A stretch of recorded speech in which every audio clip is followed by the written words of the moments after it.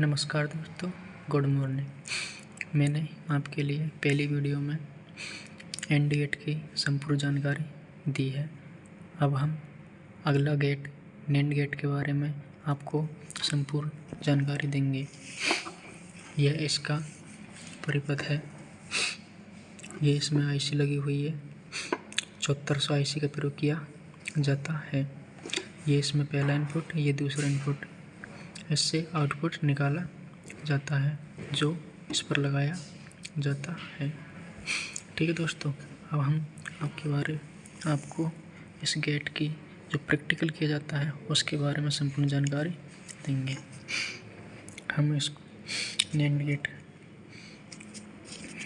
इसकी एक सत्यता लिखा है जिसमें ए बी इनपुट है और जो आउटपुट प्राप्त होगा हमें ए इंटू बी के बार में प्राप्त होगा।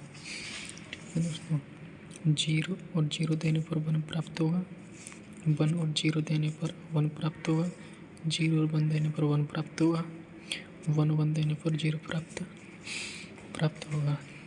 ये इसका परिपथ है दोनों।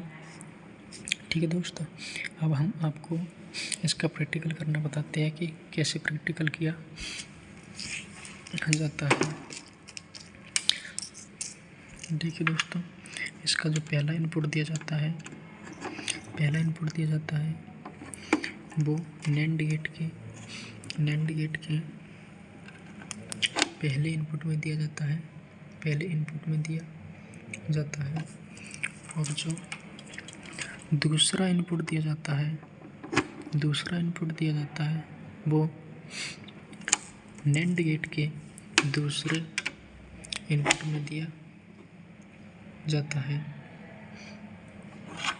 और इसका जो आउटपुट दिया जाता है वो क्यू से दिया जाता है। इसके बाद इसको जो आउटपुट की एलईडी लाइट है, एलईडी परिपथ है, इस पर लगा दिया जाता है। इसके बाद हम पावर सप्लाई चालू करते हैं।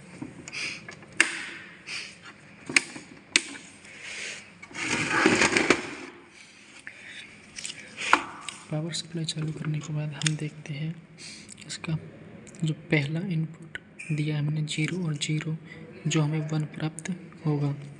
ठीक है दोस्तों, देखिए 0 और 0 देने पर जो हमें आउटपुट प्राप्त हो रहा है वो हमें 1 प्राप्त हो रहा है।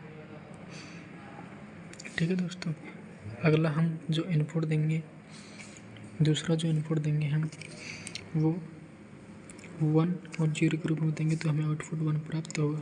ठीक है दोस्तों, ये देखिए 1 और 0 इनपुट देने पर हमें जो आउटपुट प्राप्त हो रहा है वो हमें 1 प्राप्त हो रहा है। एलईडी जल गई। और तीसरा इनपुट देंगे वो हम 0 और 1 के रूप में देंगे, हमें आउटपुट 1 प्राप्त होगा। ठीक है दोस्तों, देखिए 1 और 0 इनपुट देने पर हमें आउटपुट 1 प्राप्त हो रहा है। और चौथा इनपुट देंगे वो हम 1 और 1 के रूप में देंगे, जो आउटपुट 0 प्राप्त होगा। देखिए दोस्तों, 1 और 1 देने पर हमें जो आउटपुट प्राप्त हो रहा है 1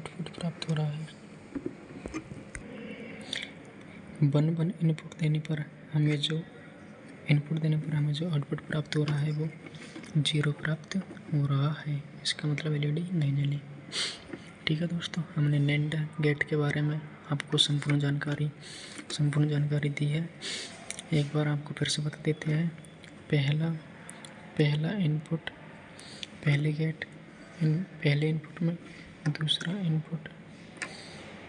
इनपुट में, और जो इसका आउटपुट जाएगा वो इसमें आउटपुट वाले परिपथ पर चला जाएगा। ठीक है दोस्तों, ऐसा करते हैं, आपको समझ में आया होगा। धन्यवाद।